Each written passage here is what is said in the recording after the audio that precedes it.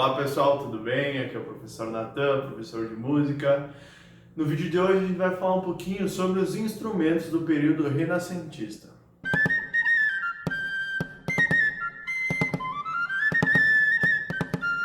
Now is the month of May, when merry lads are playing. Fa la la la la la la, fa la la la la la la. Now is the month of May, when merry lads are playing. Fa la la la la la la, fa la la la la la la. O período renascentista se caracterizou na história da Europa Ocidental pela busca de conhecimento do saber e a cultura.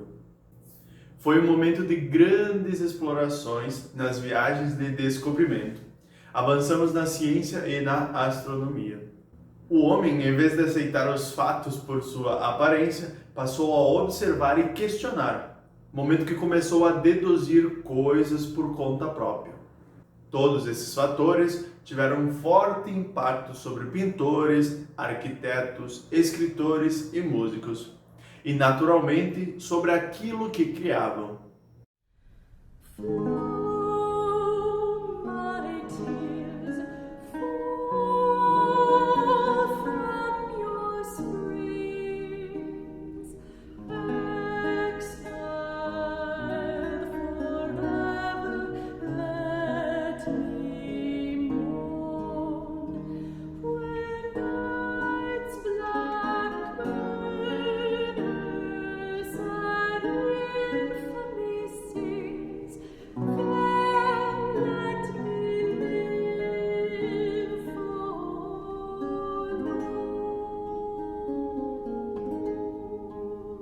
Certos instrumentos, como as charamelas, as flautas e alguns tipos de cornetos medievais, continuavam populares. Outros, como o alaúde, foram modificados e aperfeiçoados. E, naturalmente, muitos foram inventados. Alaúde. As cordas passaram a ser afinadas em pares uníssonos e o instrumento recebeu trastes, filetes de metal que indicavam o lugar dos dedos, tal como na guitarra ou no violão. O braço do alaúde renascentista foi entortado para trás, com seu corpo mantendo a forma de uma pera. Sempre havia uma grande mudança na quantia de cordas. No final do período renascentista, o número de cordas cresceu para 10.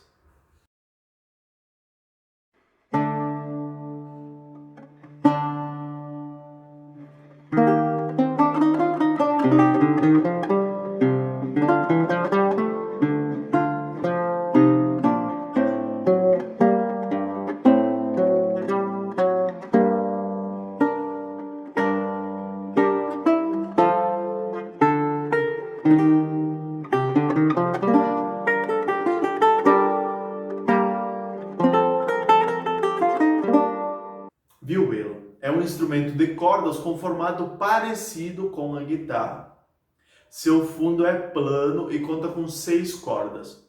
As cordas eram feitas de tripa de animais.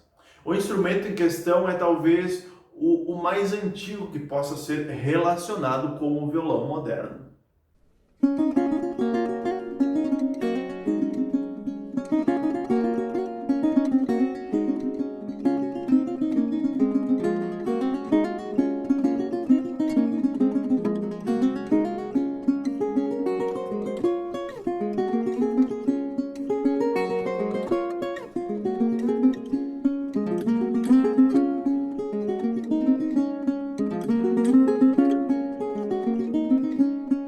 Viola de gamba é um instrumento de corda com trastes desenvolvido no século XV. É usado principalmente na Renascença e no Barroco. A viola de gamba tem a sua própria família, onde podemos encontrar instrumentos de vários tamanhos e diferentes alturas do som. Podemos encontrar a gamba soprano e a gamba tenor. Depois temos instrumentos mais graves, com maior tamanho, como a gamba baixo e o maior de todos, que é o violone.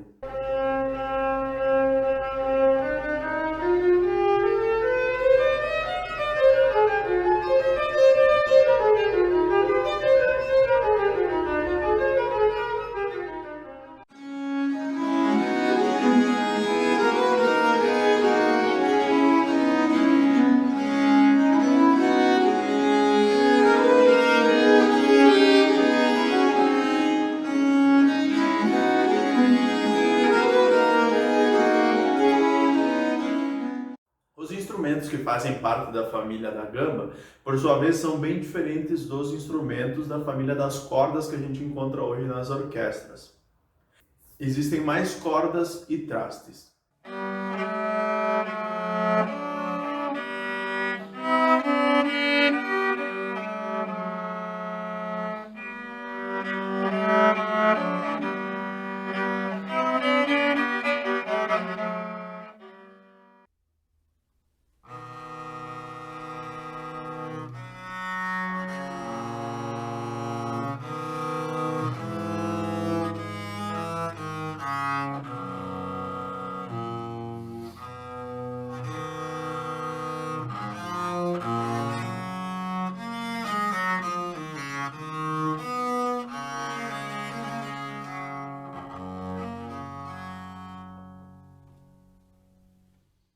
Virginal é um instrumento musical de cordas da família do cravo. É construído por um conjunto de cordas dispostas numa caixa de ressonância, de modo que cada corda produz uma única nota. A execução é feita por pinças que puxam as cordas quando tocadas nas teclas.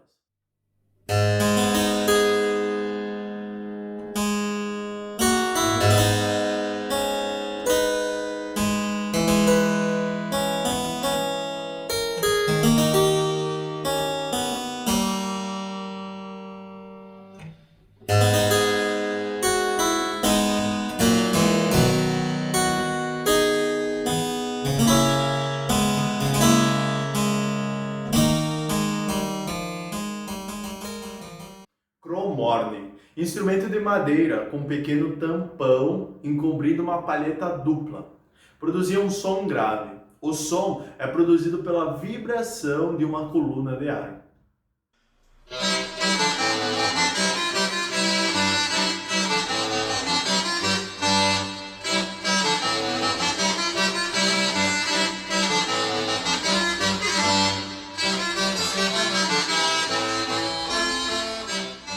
Carvelato, instrumento de palheta dupla e sons graves. Tinha um tubo comprido, enroscado dentro de um ciclo medido aproximadamente 30 centímetros.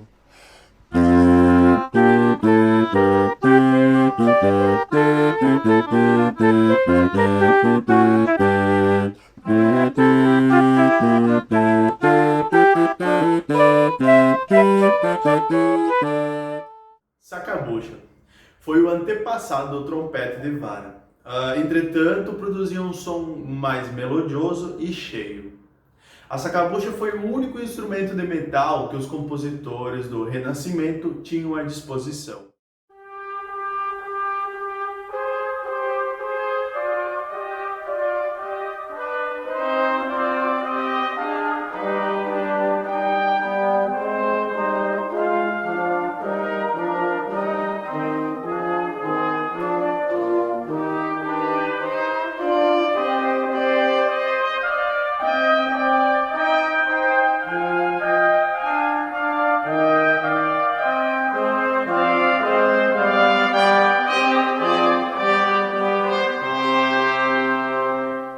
Trompete.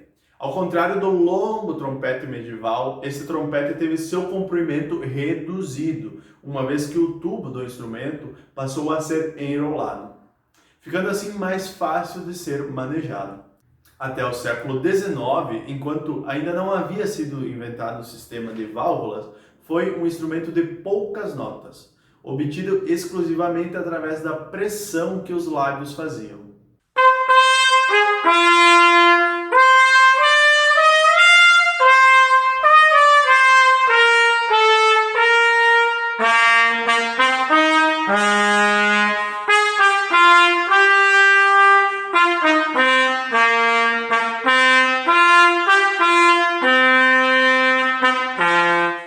Instrumentos de percussão.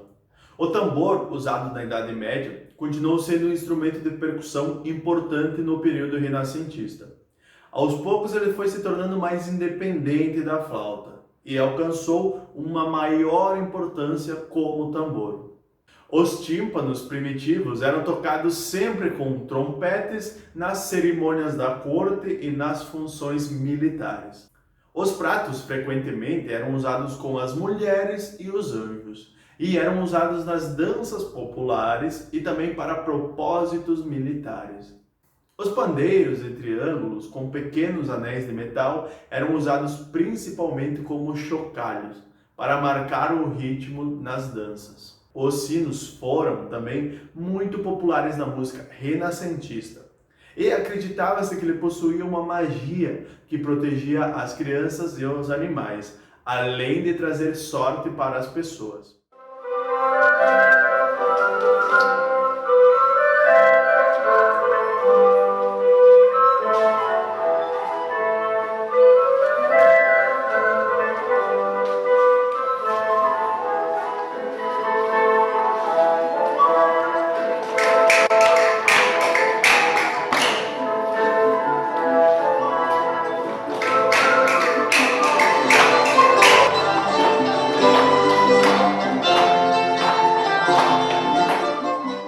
Certo, pessoal? Essa foi uma breve história sobre os instrumentos do período renascentista. Espero que tenha sido interessante e que vocês tenham gostado, tá bom? Um abração e fiquem todos bem.